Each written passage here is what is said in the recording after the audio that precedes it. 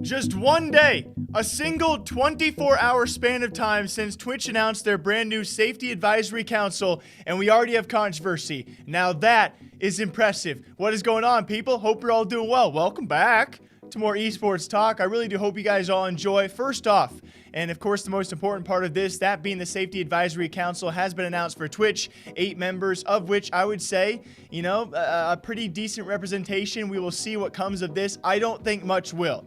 I will give you guys my flat out opinion on this. I don't think much is going to change when it comes time for the biggest issues on Twitch. That being the, of course, the recent drama around 24/7 VODs or restreams, or, people not necessarily being live, all of the scams and malicious streams going on, the very subjective ban system. The big issues Twitch has will likely not change with this. The smaller issues hopefully will, pertaining to a few things out there this council has actually been announced for, which is probably not going to be anything we really, at least in my opinion, will hear about, or gigantic shifts in the platform that we think need to be made, but it is what it is. Apparently, we'll be helping with a few things, like drafting new policies and policy updates, developing products and features to improve safety and moderation, promoting healthy streaming, blah, blah, protecting interests of marginalized groups, and identifying emerging trends, blah, blah. Along with all of that, guys, we already have some controversy around this. And yes, those might be some great categories. We will see what comes of this. My hopes are not set very high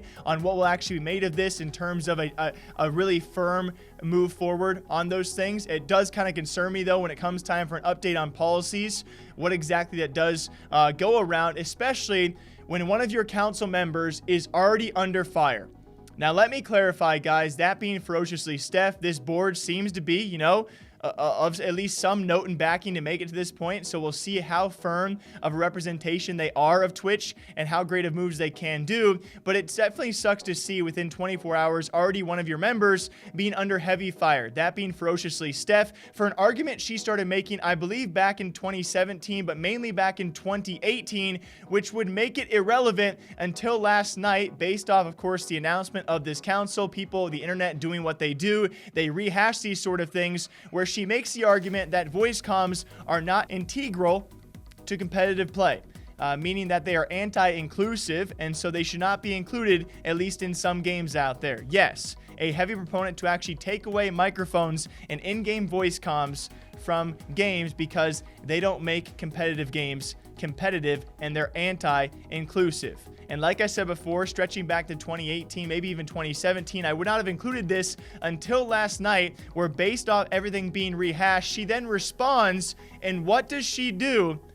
She calls out all of the white males who somehow think that microphones make competitive games competitive.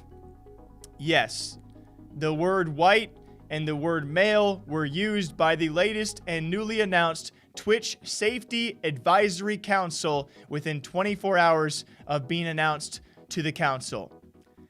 That's a yikes from me. Because it's one thing. It is a completely separate thing to take this argument, right? It's a completely separate thing to then call out white males who don't share your opinion. Because let me tell you, it's not only white males who share your opinion. And I will also defend the point to a certain extent. Some people do agree with you. We have had a long, strenuous history with, unfortunately enough, a lot of people out there facing hate and being bashed online, not only for being a girl, but especially when it comes to toxic voice comms. You can certainly try and make that argument, but it definitely defeats the purpose of your argument when you start to target other demographics, very specifically white males, for not agreeing with you. By the way, some of which probably do agree with you, but I don't even want to get into the debate about, of course, when it comes to competitive games being made competitive by comms, because I do believe, yes, a game can be competitive without them, but it's made all the more competitive with them. I think it just simply makes a lot of sense. If you want to put more effort into, and of course, learning those call-outs, it's easier,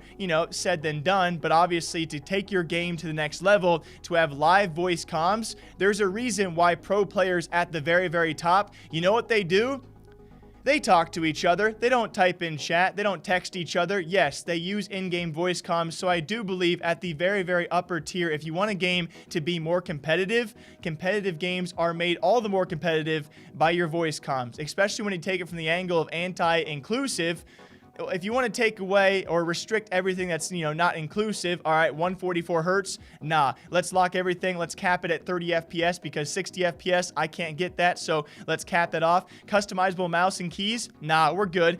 Scuff or Battle Beavers, let's stick to default controllers on everything. Let's just take away everything because it's not inclusive. No, there's a reason why gamers out there who want to be more competitive and give the extra effort and oftentimes the extra money as well, if you want to be better, you need things that are not always going to be considered inclusive. Not everyone's going to have access to the same exact things, but that's a further argument we don't need to have. The main point is this: at the very end of the day, somehow within 24 hours of you being announced to a council for a top premier streaming platform, you have called out white males in a tweet of a rehashed argument back from 2 or 3 years ago.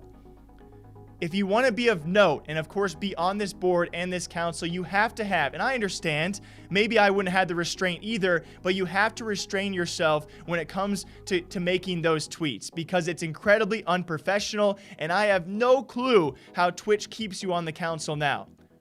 You could have made that tweet in a variety of ways, and you know it, but you called out white males, a portion of which actually probably agree with your argument. And of course, alongside that, there's many other people out there who are not white males that also disagree with your argument.